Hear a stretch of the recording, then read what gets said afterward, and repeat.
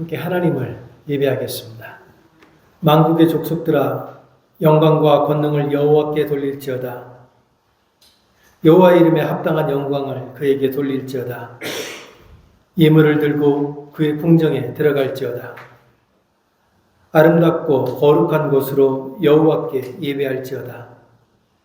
온 땅이여 그 앞에서 떨지어다. 오늘은 예수님께서 십자가를 지시려고 예루살렘 성으로 돌아가시는 정료주일입니다.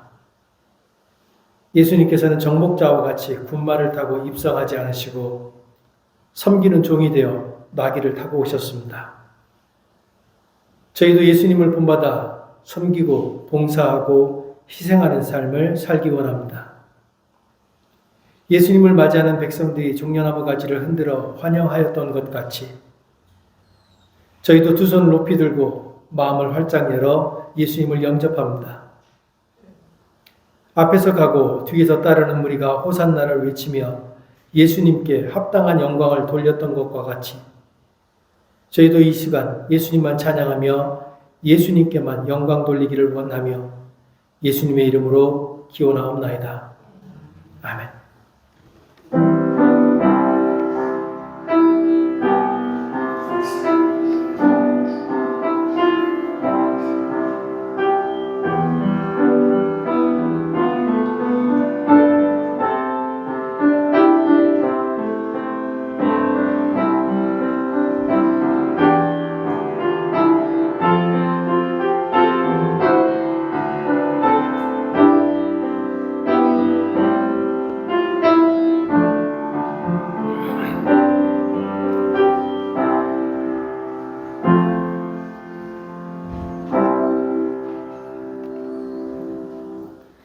부선희 장로님 기도하실 때 다 함께 기도하겠습니다.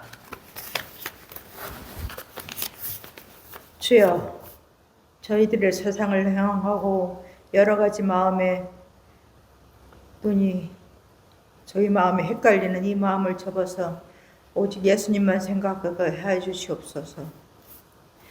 아버지 하나님, 지난 한 주간도 저희들을 지켜주시옵고 여기 이렇게 형제 자매들이 모여 서로 인사를 나누게 하고 또 하나님께 예배를 드릴 수 있게 하여 주신 것 감사드리옵니다. 저희들 지난 한 주 동안 세상에서 살 때에 육체의 욕심에 못 이겨서 육체의 필요에 따라서 살다 보니 손으로 지은 죄, 눈으로 지은 죄, 또 생각으로 지은 죄, 주여 제발 용서해 주시옵소서. 주여, 오늘은 종료주일입니다. 예수님께서 며칠 후에 무슨 일이 있을지 얼마나 또 고통스러운지 잘 알면서도 그 일을 담당하려고 또 어떻게 죽어야 될지를 아시면서도 예루살렘으로 나귀를 타고 가시는 날을 기념하는 날이 옵니다. 그 가시는 길이 얼마나 두렵고 고달프고 외로우셨을까요? 얼마나 또 피하고 싶으셨을까요?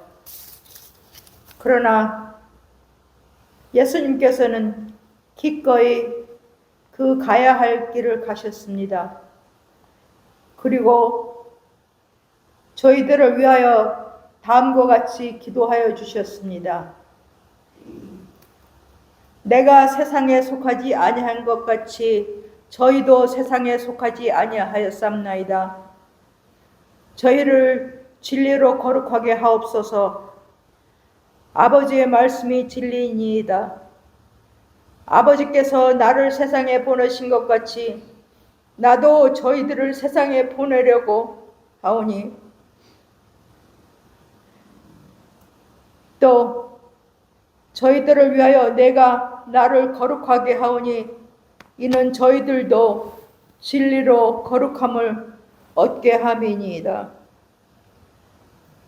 하나님, 예수님께서 하나님께 기도하신 것처럼 저희들이 예수님이 발자취를 따라 세상에서 예수님의 사랑과 하나님의 진리와 살아계심을 전할 때에 저희들에게 힘주시고 용기 주시옵시며 또 잘 알 수 있도록 지혜를 주시옵소서.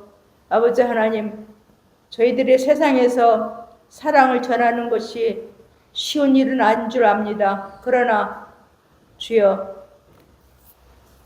저희들이 그 일을 잘 행할 수 있도록 무엇보다도 저희들을 악에서 보호하여 주시옵시고 성령님께서 항상 함께 하셔서 이 변화가 많고 악한 세상에 저희들을 혼자 내버려 두지 마시옵시고 또 저희들이 생활할 때에 지혜를 주셔서 저희들이 앞으로 어떻게 생활을 하며 또 어떻게 미래를 행하여 나가야 될지 깨닫게 하여 주시옵시고 인도하여 주시옵소서. 성부, 성자, 성령님께서 저희들과 항상 동행하여 주시옵고 인도하여 주실 줄 믿사옵고 오늘의 모든 예배를 또 기쁘게 받아주실 줄 믿사옵고 이 모든 말씀 사랑의 예수 그리스도 이름으로 받들어 기도드렸습니다. 아멘.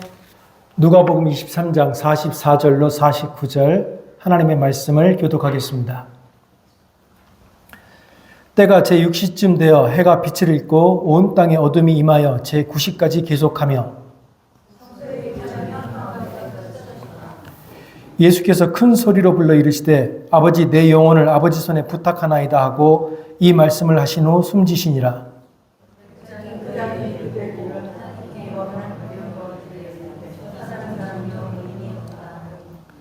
이를 구경하러 모인 무리도 그 된 일을 보고 다 가슴을 치며 돌아가고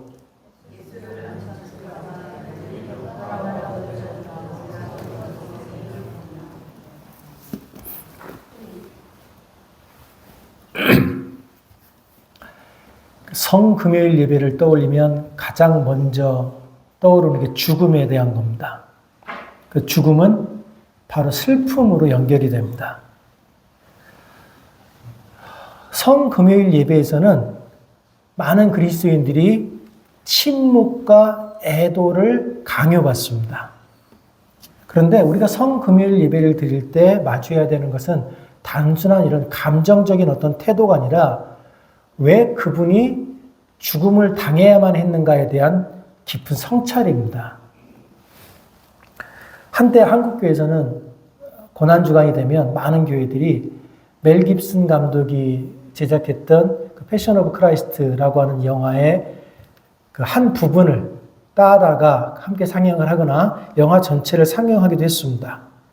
이 영화를 보면서 많은 그리스도인들이 예수님이 당했던 그 극심한 고통과 처참한 죽음에 직면하면서 깊은 슬픔을 느끼기도 했고 죄책감을 느끼기도 했습니다. 그런데 정작 이 영화의 감독이었던 멜 깁슨은 이 영화는 예수 그리스도의 고난에 관한 영화가 아니다. 이 영화는 예수가 당한 폭력에 관한 영화다라고 말을 했습니다. 근데 여기서 말하는 건 예수님이 당한 그 물리적 폭력만을 얘기하는 것이 아닙니다. 당시 기득권자들이 가지고 있었던 기득권자들이 강요했던 종교적인 폭력 그리고 사회의 구조적 폭력에 관한 영화였던 겁니다. 그래서 우리가 흔히 고백하는 예수님이 나를 위해서 십자가에 달려 돌아가셨다라고 하는 말은 예수님은 폭력적이고 야만적인 나 그리고 수많은 나로 이루어진 이 사회 구조 속에서 이 사회 구조의 폭력 속에서 죽으셨다라는 의미의 고백이어야 하는 겁니다. 이 사회의 구조적인 악과 맞서 싸웠던 본 해퍼라고 하는 목사는 나를 따르라 라고 하는 책에서 이렇게 말을 합니다. 그리스도 없이 은혜를 말할 수 없으며 십자가 없이 용서를 말할 수 없다. 값싼 은혜는 회개 없는 용서요. 그리스도를 따름 없는 세례요. 교회에 징계 없는 성찬이다. 값비싼 은혜는 예수를 그리스도를 따르는 길로 우리를 부른다. 예수님이 지셨던 그 십자가는 단순히 희생이 아닙니다. 예수님이 지셨던 그 십자가는 세상의 부조리와 불의한 구조를 폭로하는 사건이었고 우리에게 값싼 은혜가 아니라 값비싼 은혜를 따를 것을 요구하는 부름이었습니다. 그래서 믿음은 단순히 개인의 내면적 신념이 아니라 우리가 살아가는 세상 속에서 실천되어야 되는 제자도의 길이어야 합니다. 공동생활에서 보네포 역시 이렇게 말합니다. 그리스도인의 공동체는 단순한 감정적 유대가 아니다. 그것은 십자가를 지고 예수를 따르는 공동체이며 부조리 앞에서 침묵하지 않는 공동체이다. 존 스토트라고 하는 목사님은 이렇게 말씀하셨어요. 우리가 십자가를 올바로 이해한다면 그것은 결코 감상적인 종교의 상징으로 머물 수 없다. 십자가는 하나님의 사랑과 공의가 만나는 자리이며 인간의 죄와 하나님의 은혜가 충돌하는 곳이다. 십자가는 하나님께서 죄를 심판하시면서도 죄인을 구원하신 사건이다. 그래서 십자가를 생각할 때 단순히 예수님이 고난당하신 그 장면만 묵상해서는 안 됩니다. 우리는 십자가를 생각할 때마다 하나님의 정의와 하나님의 은혜가 그곳에서 어떻게 조화를 이루었는지를 묵상해야 합니다. 그래서 성금요일은 단순히 침묵과 슬픔의 시간이 아니라 하나님의 정의를 세우기 위한 부르심의 시간이 되어야 합니다. 우리가 성금요일에 집중해야 될 것은 예수님이 당하신 고난의 장면이 아니라 예수님이 왜 그러는 고난을 당하셨는가에 집중해야 합니다. 그래서 십자가는 우리를 단순한 감정적 애도가 아니라 부르심입니다. 이 부르심은 값싼 은혜가 아니라 값비싼 은혜를 선택해야 하고 침묵이 아니라 실천의 길을 선택하는 겁니다. 보네포가 그의 신앙을 증거했던 것처럼 우리도 이 고난의 길을 지나 부활의 소망을 향해서 나아가야 하는 겁니다. 십자가를 지고 그분을 따르라. 십자가 없는 그리스도는 없다. 그리스도 없는 제자도도 없다. 누가는 데오빌로에게 편지를 써보냅니다. 그게 우리가 읽는 누가복음입니다. 당시 로마는 황제를 숭배했었고 황제에 대한 충성만이 곧 평화의 길이라고 굳게 믿었습니다. 그러나 그리스도인들은 십자가에 못 박힌 참 힘없이 죽어버린 예수를 주라고 고백하면서 당시 세상을 지도해 가던 논리와 대적했습니다. 이것 때문에 당시 로마 사람들은 기독교인들을 불온한 미신을 따르는 사람들이라고 치부했습니다. 종교 지도자들 또한 평화를 명분으로 자신들의 기독교를 유지했고 민중들 역시 기존의 체계를 전복하는 방식으로 평화를 추구했습니다. 결국 당시 시대를 살던 모든 로마인들, 종교 지도자들, 그리고 민중들이 원하는 모든 욕망, 평화로 위장된 그 욕망이 폭력으로 한 자리에 모인 곳, 그곳이 바로 예수가 달린 십자가였던 겁니다. 세상은 도무지 예수님을 용납할 수 없었습니다. 왜냐하면 예수님은 이 세상에 평화를 주러 오신 분이 아니라 분쟁을 주기 위해 오신 분이었기 때문입니다. 세례 요한은 예수님 메시아에 대해서 예언하면서 세상이 뒤집어질 것이라고 예언했습니다. 누가복음 3장의 이 세례 요한의 말을 유진 피터스는 이렇게 해석했습니다. 세상의 구조가 전복될 때 비로소 억눌린 자들이 구원과 평화를 얻게 된다. 그 전복의 순간이 예수님이 십자가에 달렸던 그 오후였습니다. 그 오후 해가 빛을 잃고 어둠이 땅 가운데로 내려앉았습니다. 사람들은 각자의 기대와 오해가 무너지는 소리를 들었습니다. 누군가에게는 실망이었고 누군가에게는 상실이었습니다. 그리고 가장 깊은 곳에서 울려 퍼지는 것은 살아남은 자들의 슬픔이었습니다. 살아남은 자의 슬픔이라고 하는 시가 있습니다. 물론 나는 알고 있다. 오직 운이 좋았던 덕택에 나는 그 많은 친구들보다 오래 살아남았다. 그러나 지난밤 꿈속에서 이 친구들이 나에 대하여 이야기하는 소리가 들려왔다. 강한 자가 살아남는다. 그러자 나는 자신이 미워졌다.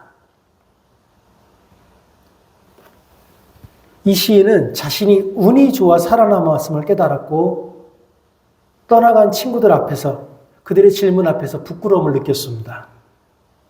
우리가 살아남은 자의 슬픔이라고 번역한 이 시의 원 제목은 나 살아남은 자입니다.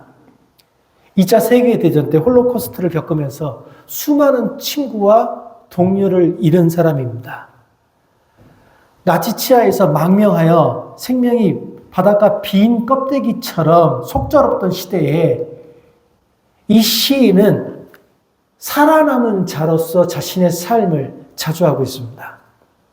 이 나 살아남은 자라고 하는 시는 학살과 전쟁 속에서 우연히 살아남은 자로서 죄책감과 고뇌에 관한 이야기를 합니다. 그러나 이 시는 단순한 감정적 슬픔을 넘어서 살아남은 자가 세상을 어떻게 책임지고 살아가야 하는지, 세상에서 어떤 책임감을 가지고 살아가야 하는지에 대한 질문을 던지고 있습니다. 놀라운 건 우리가 살아가는 세상은 살아남은 자가 가져야 하는 염치를 모른다고 하는 겁니다. 예수가 죽은 후에도 고요함과 평화를 동일시했습니다. 그리고 집으로 돌아갔습니다. 집으로 돌아간 그들은 황제를 신처럼 섬겼고 금과 은을 진리처럼 따랐습니다. 일본의 한 학자는 이런 시대를 무통의 시대라고 부릅니다. 이 시대는 자기 고통만 못 느끼는 게 아니라 타인의 고통에 대해서도 무감각합니다. 사람들은 서로를 밟으며 나아가고 무너지는 소리가 물론 들리지만 그것을 돌아보지 않습니다. 그러나 이 길은 그리스도인이 걸어야 되는 길이 아닙니다. 우리는 이 무통의 시대 한가운데서 그리스도의 십자가를 바라야 됩니다. 그리고 그 십자가에 달린 예수 그리스도를 바라보면서 애통해야 합니다. 그러나 우리가 느끼는 애통은 단순한 감정적 슬픔이 아니라 십자가에 달리신 그 예수를 바라보면서 세상의 죄를 직시하고 그 속에 나타날 하나님의 긍휼과 정의를 실현하기 위한 노력으로 바뀌어야 합니다. 복음은 분명히 우리를 위로합니다. 그러나 복음은 우리를 위로함에도 동시에 우리를 변화시키고 우리로 하여금 세상을 변화시키라고 촉구시킵니다. 예수님이 당시 살던 시대에 바리새인과 서기관들이 있었습니다. 근데 이 바리새인이라고 하는 말이 어떤 말이냐면 구별된 자라고 하는 말입니다. 한때 한국의 기독교인들이 우리는 구별된 백성이라고 말하면서 세속의 사람들과 우리는 전혀 다른 사람이라고 구별했습니다. 바리새인이 그런 사람들이었어요. 세속의 부정한 것들과 자신을 구별하는 자들. 그런데 세속적인 것들과 부정한 것들로부터 자신을 격리시켜서 그것들과 나를 구별하려고 했던 바리새인들은 어느 순간 자신들이 지키던 그 율법을 이용해서 하나님과 자신들을 구별했습니다. 그들의 종교적 열심이 강해질수록 하나님과 멀어졌고 그들의 종교적 열심이 극에 달했을 때 그들은 결국 예수를 십자가에 못 박아 죽였습니다. 어거스틴은 신국론에서 이렇게 말합니다. 인간은 하나님을 떠날 때, 곧 자기 자신을 하나님보다 사랑할 때 타락한다. 바리새인의 문제는 율법의 문제가 아니었습니다. 그들은 율법을 통해서 하나님을 사랑하기보다 자기 의를 세우는 데 집중했습니다. 혹시 우리 안에 이런 바리새인의 모습이 자리 잡고 있지 않은지 살펴봐야 합니다. 우리 어느 순간부터 자기 기만의 옷을 입고 심지어 나 자신까지도 속이고 있는 것은 아닌지 살펴봐야 됩니다. 관성이 되어버린 우리의 종교성이, 그 종교적인 습관이 절대화되어 있지는 않은지, 성경이 말하는 주님의 기준이 아니라 세상의 논리와 요구에 따라서 교회의 기준마저 바뀌어가고 있지는 않은지 돌아봐야 합니다. 칼빈은요, 기독교 강요에서 이렇게 말합니다. 참된 경건이란 하나님을 두려워하면서 시작되며 이는 곧 자기 자신을 내려놓음에서 시작된다. 바리새인들은 하나님을 두려워하기보다는 자신의 경건을 드러내는 것에 집중했습니다. 만약 우리가 신앙의 본질을 잃어버린다면 우리가 내는 종교적 열심조차도 하나님이 기뻐하시는 것이 될 수 없습니다. 저도 이 설교를 준비하다가 사전을 찾아보다 찾아낸 말인데, 우리 순 한국말 중에 괴다라는 말이 있답니다. 이 괴다라는 말의 원 의미가 사랑하다라는 말이랍니다. 오늘날 우리가 괴다라는 말은 무언가 기울어진 부분 밑에 뭔가를 받쳐 넣는다라는 의미로 사용을 합니다. 근데 이 사랑하다라는 말이 무언가 부족한 부분 밑을 받쳐 넣는다는 뜻으로 바뀐 이것이 오늘날 그리스도인들에게 참 중요한 의미를 준다고 생각을 합니다. 균형이 맞지 않아서 삐걱거리는 그곳에 무언가를 받쳐 놓아서 평평하게 만드는 것.